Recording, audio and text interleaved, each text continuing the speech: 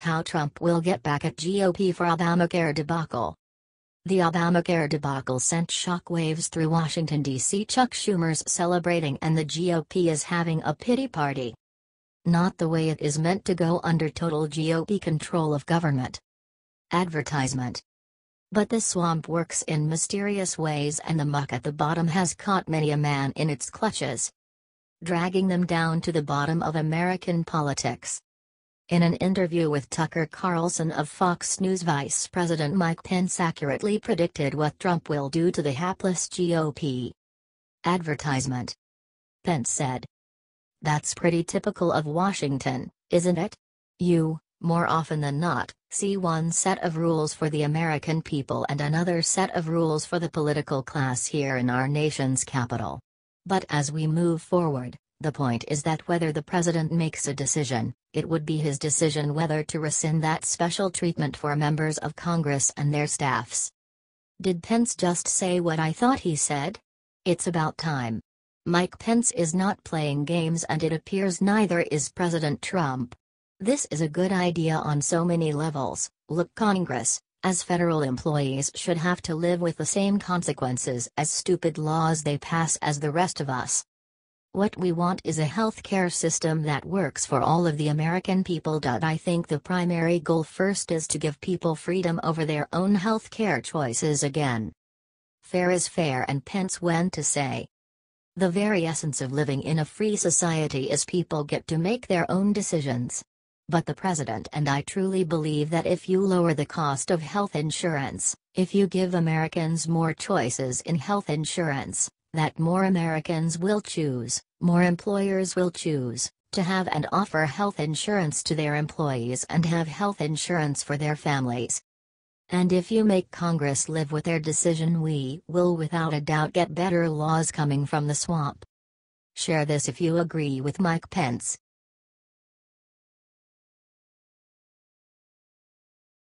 Franklin Graham is sick of the smut. Are you comfortable with children reading whatever smut that has been put out designed for them to read? Especially something at a simple grocery store. Would Franklin Graham be happy with it? Is it now an accepted practice to put out magazines aimed at children to teach them how to have anal sex? Well, magazines aimed at young teenagers have changed from toys and cool stuff to showing kids how to participate in anal sex. Advertisement. What is wrong with the world? Why would a 13-year-old need to know how to have anal sex? Well, Franklin Graham has definitely spoken out against the magazine trying to turn children into heathens. Franklin Graham in this urgently passionate post, calling for Christians to take a stand against the society desperately trying to corrupt and lead their children astray. This is such a disgusting move by the clearly liberal whack jobs at Teen Vogue. After the gay marriage edict was forced through, now the liberals are trying to sexualize children. We all said that once gay marriage was legalized, the floodgates would open. Advertisement.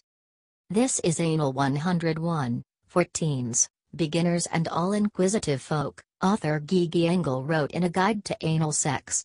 Anal sex and anal stimulation can be awesome, and if you want to give it a go, you do that, encouraged Engel, a self-described sex educator. More power to you. Some people believe that this isn't a partisan issue, but we know who is trying to corrupt our children. Elizabeth Johnston, known as the activist mommy, told Fox's Todd Starnes she was flabbergasted, saying, "They should not be teaching sodomy to our children. This is not a Republican issue or a Democrat issue. This is not a conservative issue or liberal issue. This is a parent issue." What do you think about all of this?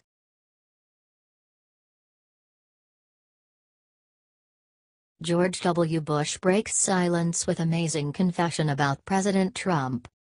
Ever since Donald Trump became President of the United States, he faced a lot of challenges. Although his administration is one of best administrations that America ever had, the liberals are using every opportunity to attack them. The liberals are spreading lies about Trump and his administration. This is sad because many American people believe in those lies. Also, The mainstream media is not really helping because they also attack the president and report fake stories about him. It's not easy being attacked every day by the liberals, however, Trump manages to do that. As World Politicus reports, the people do trust Trump and ignore the media's lies. But according to them, the latest person who came out talking about this successful administration is George Bush.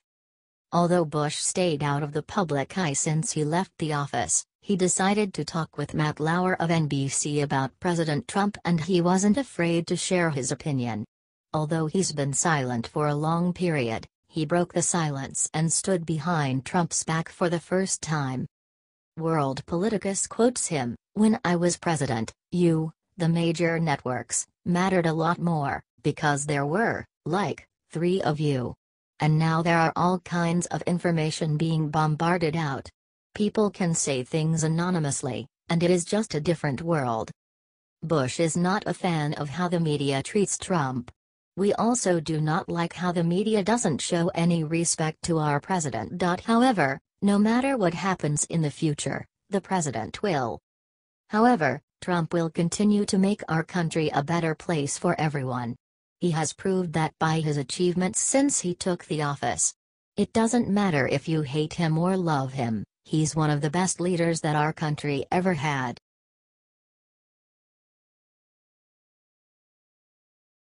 General Mattis issues new orders to military, liberals' jaws hit floor with loud thud. When President Trump appointed General Mattis to Secretary of Defense, he knew the man changed the way things work in America in regards to protecting this nation. The former Marine only has one concern in his life. He wants to make the U.S. military the biggest, most lethal group in the world.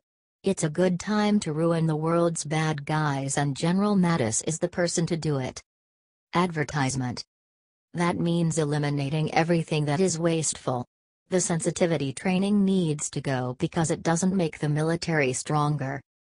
Secretary of Defense James Mattis has ordered a full review of any military training not directly relevant to warfighting. Mattis will make sure there is a review of everything that was put into effect, especially under Leon Panetta and the Obama administration. It will likely all be gutted. Advertisement.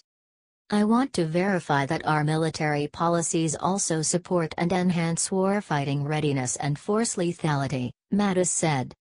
Mattis also asked for a review into what should be done about permanently non-deployable service members. For years the politicians have ruined the U.S. military. They wanted to make the military a social experiment. It's been horrible that they think it's appropriate to push political correctness and social policies that ruin the military ever seen on this planet. Our soldiers, airmen, Marines, and sailors don't need to be bothered with sensitivity training. They need to know how to take orders, operate their weapons, and win battles. They don't have time to entertain the stupid notions invented by liberals who never served their country. The U.S. military is not a democracy. Nor is it a place for political nonsense. It is the single force that preserves our country and our freedoms. The American military will be prosperous again. It's too bad this didn't happen sooner.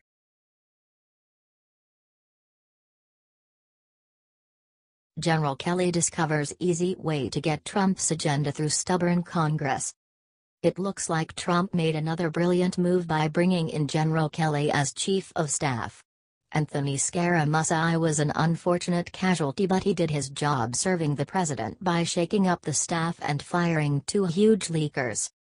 What Anthony did, cleaning house of the ineffectual team that came before, was a tremendous benefit to Trump. Every organization needs a hatchet man, and they never last long past the swinging. Advertisement. It's the nature of the job. Because after the heads have rolled, a smart leader brings in the one guy who can bring everyone together again. Enter General John Kelly. Advertisement. After the establishment Republicans led by Reince and Spicer and the rest flopped on the Obamacare repeal, John Kelly's job is twice as hard. But what most people don't know about Kelly is that he once served as the Marine Corps Chief Liaison to Capitol Hill. Kelly understands that rather than addressing symptoms of problems, Maybe we ought to try a shot at addressing root causes, Senator Tom Carper, DDA, who traveled with Kelly often on overseas missions and introduced Kelly at his confirmation hearing for Department of Homeland Security Secretary, told a reporter from the Daily Beast. "I'm encouraged that he's been named as Chief of Staff." Encouraged. And he is not the only Democratic senator singing Kelly's praises. He reached out to Chuck Schumer and Nancy Pelosi. Because as one senior White House official said, tax reform is gonna be a heavy lift.